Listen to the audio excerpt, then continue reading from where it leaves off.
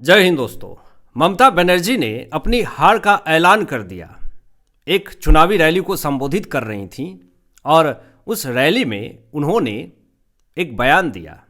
ये कहा कि पश्चिम बंगाल के अंदर भाजपा का कब्जा हो चुका है। ये बौखलाहट दिखाती है कि पश्चिम बंगाल में क्या टीएमसी की सरकार नहीं बनने वाली है। क्या ममता बनर्जी को ये अब डर लग रहा है कि अधिकारियों के तबादले हो चुके हैं, अब हमारी सरकार नहीं बनने वाली है? क्या अब जो ममता बनर्जी सरकार अधिकारियों के ऊपर धौत जमाती थी, क्या अब वो धौत नहीं दिखा पाएंगी? सेंट्रल की एजेंसियां, सेंट्रल के पैरामिलिट्री फोर्स, ये सब आ जाने से क्या ममता बनर्जी पश्चिम बंगाल के अंदर सरकार नहीं बना पाएंगी? क्या इसीलिए चुनावी रैली में ममता बनर्जी चारों तरफ ये हवा फैला रही हैं कि अधिकारियों का तबादला कर दिया गया है, इसी कारण से पश्चिम बंगाल में भाजपा का कब्जा हो चुका है और इसलिए हमारी सरकार नहीं बनेगी?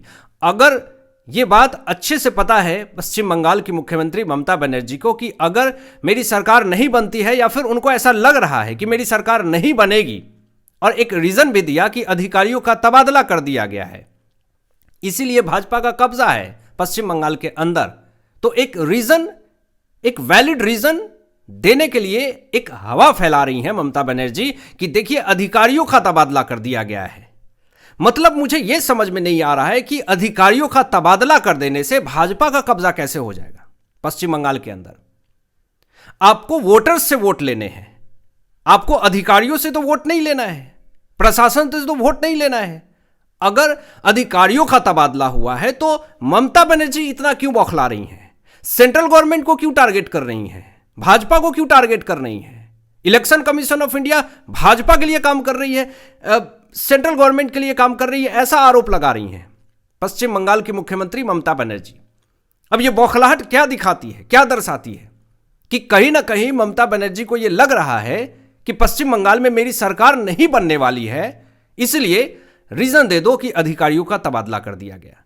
अब अधिकारियों का तबादला से वोटर्स का क्या कनेक्शन है, मुझे नहीं समझ में आ रहा है कि पश्चिम बंगाल की मुख्यमंत्री आखिर बताना क्या चाहती हैं कि अधिकारियों का तबादला हो गया, इसीलिए मैंने जो है वो वोट नहीं दिए लोगों ने मुझे।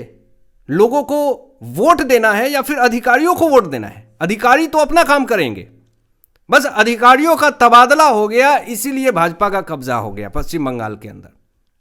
मतलब देखिए, शुरुआत हो चुका है, भाजपा का सरकार बनने का शुरुआत हो चुका है। अगर central government paramilitary force 440 companies, 2.5 lakh से ज्यादा सेंट्रल गवर्नमेंट की जो फोर्सेस है वो अंदर वेस्ट बंगाल के अंदर घुस चुकी है, मतलब कि आप समझ जाइए कि भाजपा की सरकार बननी शुरू हो गई है। एक जो मनमर्जी जो चल रही थी टीएमसी की पश्चिम बंगाल के अंदर, वो मनमर्जी तो खत्म हो गई ममता दीदी की। अब ये बड़े बड़े दावे कर रही हैं, घोषणा पत्र जारी कर रही हैं, ये दूंगी वो दूंगी, तमाशा डीए दूंगी। मतलब कि चुनाव की डेट ऐलान होने से कुछ मिनट पहले ये ऐलान करती हैं। लोगों को भरोसा नहीं है कि दीदी कुछ नहीं देंगी, तो ये जो एक हवा फैलाने की कोशिश कर रही हैं, ये इनका जो प्रोपोगेंडा है वो धरा का धरा ही रह जाएगा। अभी देखिए, एक बड़ी खबर सामने आती है कि खुद आज पश्चिम बंगाल के मुख्यमंत्री ममता बनर्जी ये खुद ऐलान करती है कि बंगाल में अघोषित राष्ट्रपति शासन लागू हो चुका है। अब इसका मतलब क्या है कि ममता बनर्जी के हिसाब से बस सरकार कागज पे है, सारा कंट्रोल सेंट्रल गवर्नमेंट की तरफ से हो रहा है। जो कुछ भी काम हो रहा है, प्रशासन की देखरेख हो रही है, वो सब सेंट्रल गवर्नमेंट देख रहा है। मतलब इनके हाथ में अब कोई कंट्रोल नहीं है। ट्रैफिक कंट्रोल से लेकर के स्टेट पुलिस, कुछ भी इनके हाथ में नहीं है। पैरामिलिट्री फोर्सेस घुस गई है अंदर, अब इनके अंडर में कुछ रहा नहीं। तो ये बौखलाहट साफ तौर पे दिखाती है कि कहीं ना कहीं ममता बनर्जी को ये डर है कि मेरी सरकार के ऊपर खतरा है। अभी देखिए क्या क्या मुसीबतें और क्या क्या समस्याएं टीएमसी को आ रही है। इनके पार्टी के नेता ही फूट डाल रहे हैं, कितने विधायकों में फूट आई है, इस विषय में भी बात करेंगे। और आगे सुप्रीम कोर्ट से भी एक बड़ी खबर आई है, वो मैं आपको आगे बताऊंगा। लेकिन सबसे ज्यादा बौखलाहट ममता सरकार को यह है कि आईएएस और आईपीएस का तबादला हो गया। कैसे हैंडल करूं प्रशासन को? और उससे भी बड़ी झटका ये ममता सरकार को कि एसआईआर होते हैं और 1,21,00,000 वोट काट दिए जाते हैं। ये कौन लोग हैं? किन्होंने बना दिया इनको? मिनी बांग्लादेश बनाने की मंशा किसकी थी? ये किसके वोटर्स हैं? और ये 1,21,00,000 लोगों को धक्के मार के भगाया गया। ये आखिर कौन रोहिंग्या बांग्लादेशी है? क्यों सपोर्ट किया जा रहा था इसको? इसी के दम पे सरकार बन रही थी। और ये किसके वोटर्स हैं? ये सबसे बड़ा सवाल है। और किसको सबसे ज्यादा बौखलाहट है? 1,21,00,000 वोटर के नाम कटे तो। और यहां पे शुभेंदु अधिकारी ने तो ये बात कह दी थी कि मेरे पास इतना सबूत है, 1,10,00,000 फर्जी वोटर्स का नाम मैं बता सकता हूं। और आंकड़ा जब सामने आया तो 1,21,00,000 सामने आए, जिसमें कि 10 लाख तो ऐसे वोट हैं जो मृत हैं, वो भी वोट जा रहा है टीएमसी को।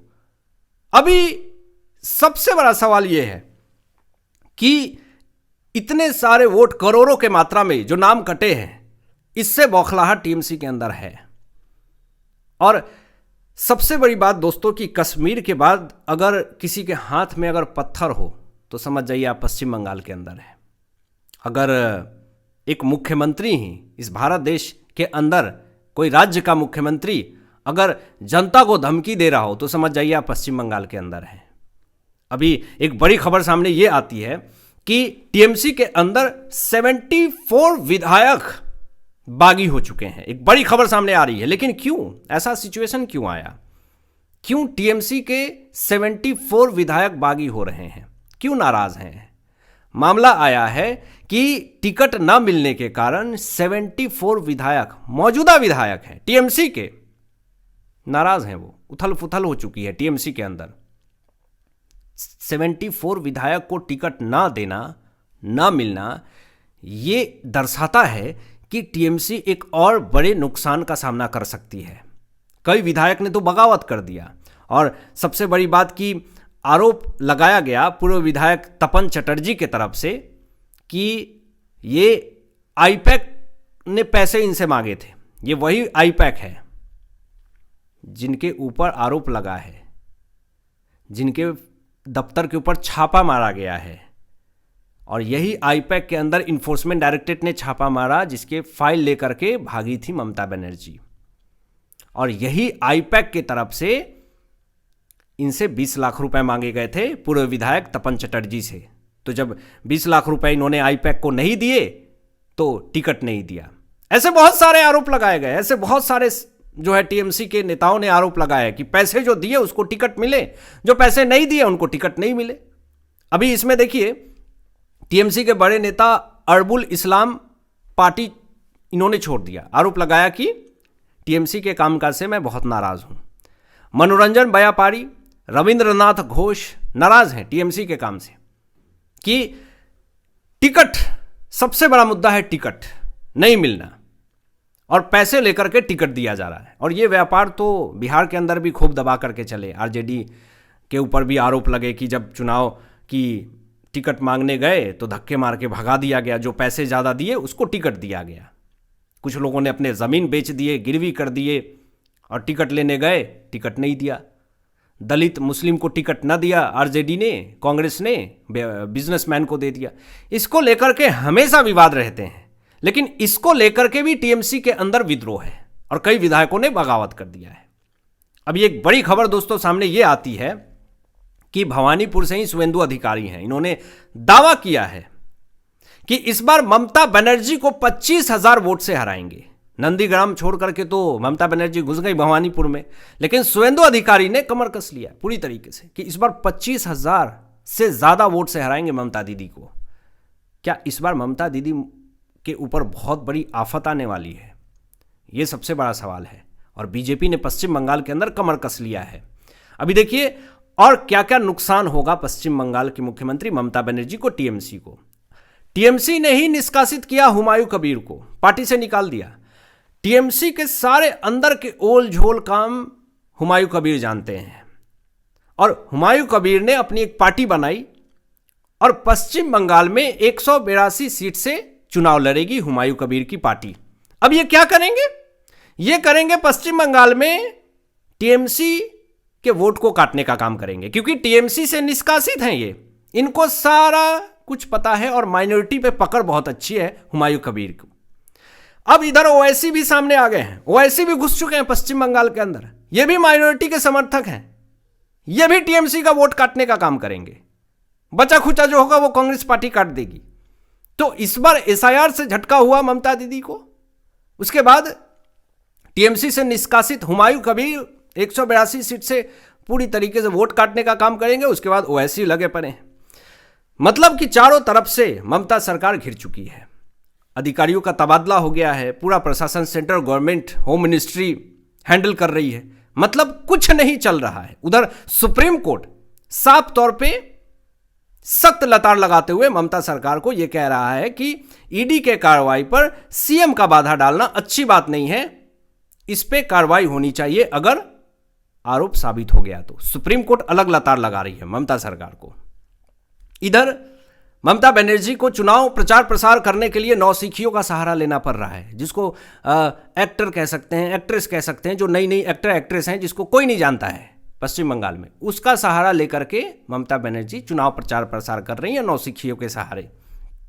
और यहाँ पर बार बार अधिकारियों के तबादले पर ममता बनर्जी पूरे पश्चिम बंगाल में ये फैला रही है कि बीजेपी जो है वो सारी हदें पार कर रही है।